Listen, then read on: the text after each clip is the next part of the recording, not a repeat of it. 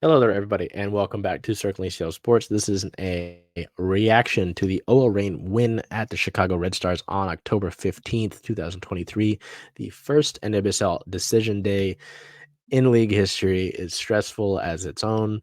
The Reign, as you can see on this graphic here, do pull away and win 3 goals in the second half, 2 by Megan Rapinoe. It was a win and get into the playoffs. The Reign needed outside help if they were going to secure a home playoff game in the first round of the playoffs, the quarterfinal round.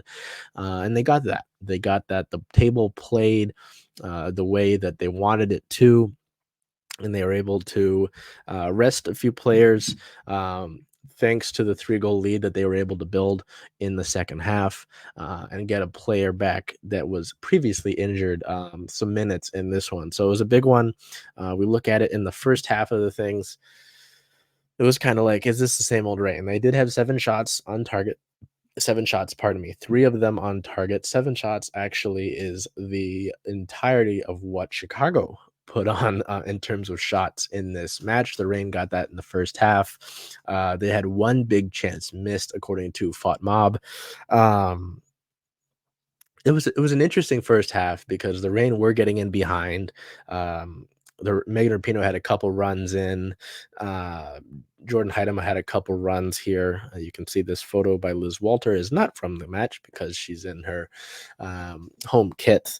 And it was interesting. Red Stars goalkeeper Alyssa Naher did come out of her box a few times to try and clear balls, and the Reign essentially did have the open goal, but weren't, I guess you could say, quick enough in trying to get their shot on target, or trying to look for a better shot than they had at the current moment, and they didn't get it. So they go into the half scoreless, and you're thinking, okay, this is kind of the way that the Reign have played all season long. Essentially, they haven't been able to convert their chances. If they do, it's only one time. The Reign, before this match, had only scored more than 1 goal in one match, dating all the way back to July. Um, and you think, oh, if they get a draw, they can still make the playoffs, but they need outside help. If they lose, they really, really need some help, and it's essentially a miracle to get into the playoffs. They wouldn't have to worry about that. Megan Rapinoe works some magic, scores 2 goals, gets her first brace in quite some time. We'll get to that in a second. But 2 goals, a 9.1 match rating. Megan makes some magic. The old adage of big time players make big time plays in the big time moments. Megan Rapinoe steps in her final regular season game of her career. I know that some people in the media were like, it's her final regular season game. Last match when they played the Washington Spirit at home was her last home regular season match. Not the same thing. Decision day still had to happen.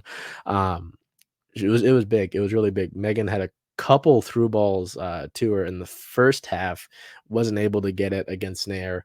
Um, and in this one, the 2 goals, both big, both really big, both coming within 3 minutes of each other. Megan did make some history with those goals. We'll take a peek at that. Um, yeah, as I mentioned, were within 3 minutes of each other. They marked her first brace of the season and fourth goal this year. The last brace that she recorded was last August 14th, 2022, against New York, New Jersey, Gotham FC. Those 2 goals would push her to 51 all time, which is the most in club history and the 6th in NWSL history. The 11-year veteran is now one of 2 players in league history to record 50 plus goals with one club. She also became the 4th player in league history. Ooh, pardon me, in league history. I'll get the exact stat, to record 50 goals and 25 assists in regular season play, and the only player to do so for a single team. So more history for Megan there. I mean, it was only fitting that in the big moment when the Reign needed some execution of a goal, they needed goals to change games, as Laura Harvey says essentially every press conference. It was her who keeps her season alive, who keeps her career going. It's her last ride, and now ensures a playoff run. Not only that, but there will be a home playoff match. And because the Reign will not be able to host any of the other 2 matches that they would play if they were to make it all the way to the title match, she gets one final home game in Seattle at Lumen Field. So the first time I'll mention it, get your tickets now to go and see that match. We'll probably give away some tickets for that.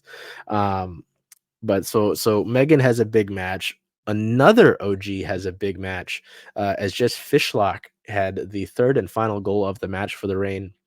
She also assisted Rapinoe's second goal of the match and finished with a 9.0 match rating.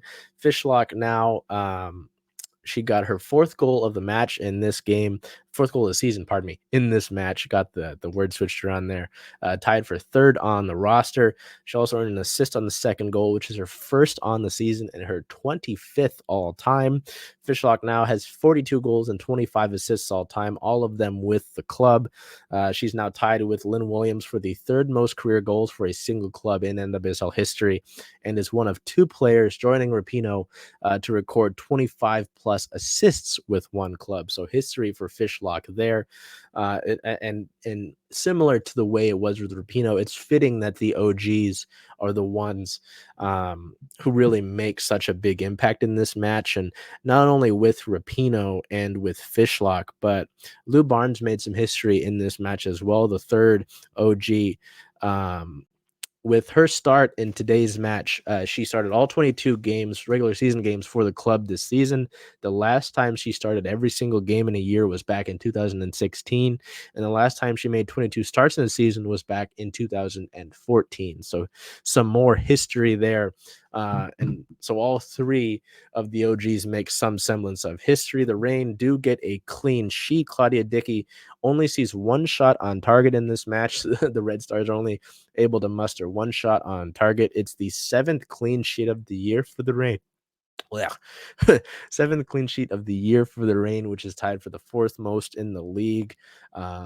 Dickey, in just 6 regular season starts with the club, earned her second consecutive clean sheet and her third on the season. I talked about it in our CSS on Converge episode. In the last 2 matches, this one and the one against the Washington Spirit, Dickey looked calm through the entirety of the match. In that Spirit match, in the dying minutes, she made a really big save in tight against Trinity Rodman, and it became the NWSL save of the week.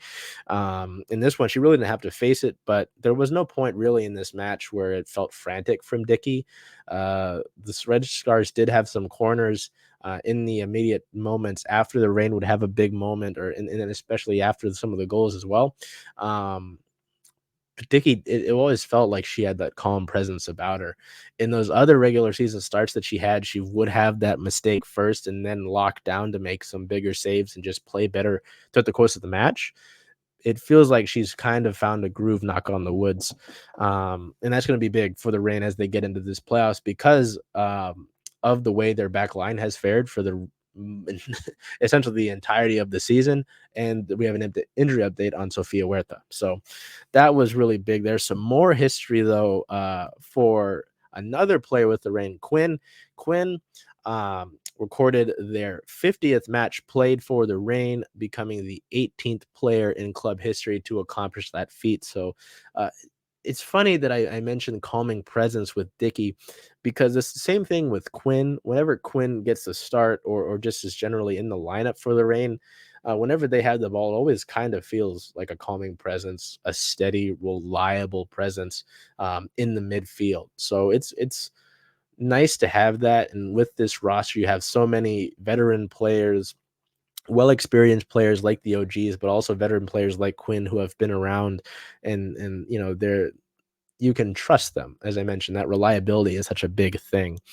So, going forward with that, we did get some injury updates. They're unique. Sofia Huerta was able to play the last 20 minutes of the match. She did sub on. Rose Lavelle was available. The pre-match press conference the day before this match, head coach Laura Harvey did say that everyone was available, which, you know, she said this before, and then the players don't technically play, but they technically were available. Lavelle, it was interesting. So we'll start with Huerta first. She did play the last 20 minutes of the match, which is good. But there's some interesting wording that head coach Laura Harvey used in the post-match press conference. Harvey said it was great to see Soph on the field. She's recovered in ways no one believed was about to happen. We have no idea what the leg injury that Huerta suffered was. There was no official terminology used.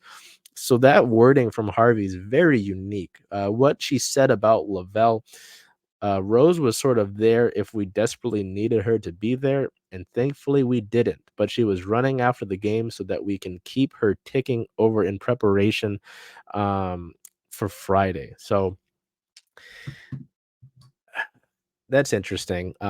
It's big to have Huerta back though, and especially with Lavelle. We'll talk about it here and just discuss the match a little bit more.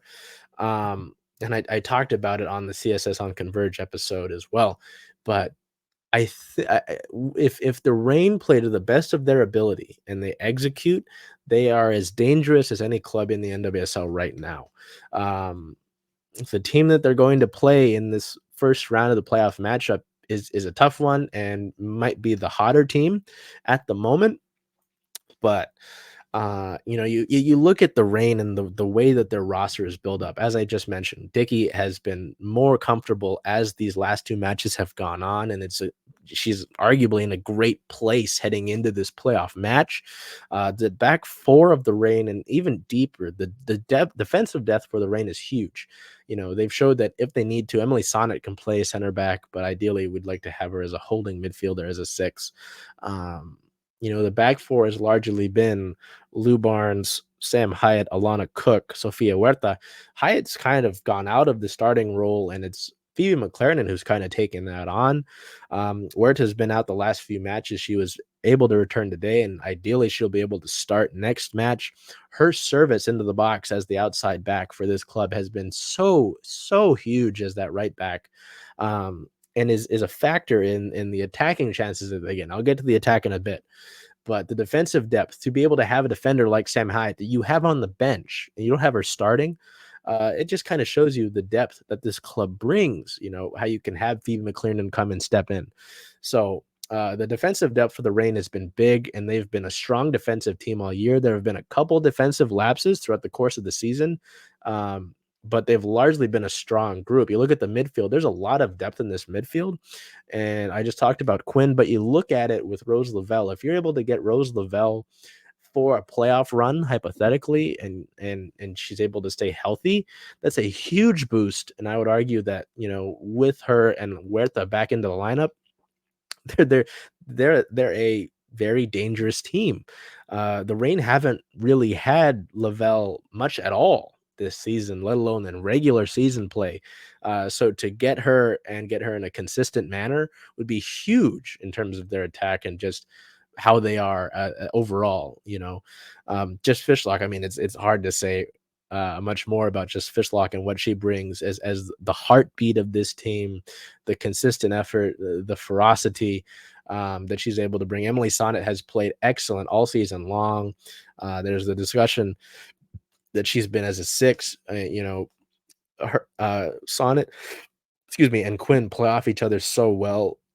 So it's really interesting to see what the Reign lineup will look like on Friday in that playoff match. And then you look at the forwards as well. There's depth in the forward play. Veronica Latsko has been such a big member of this club since she signed with them.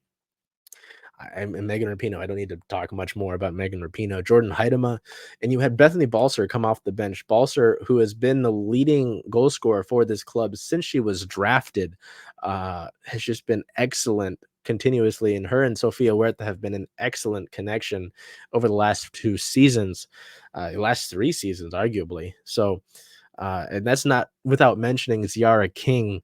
There's a lot of depth in this club. It's just been frustrating because they haven't been able to convert those chances.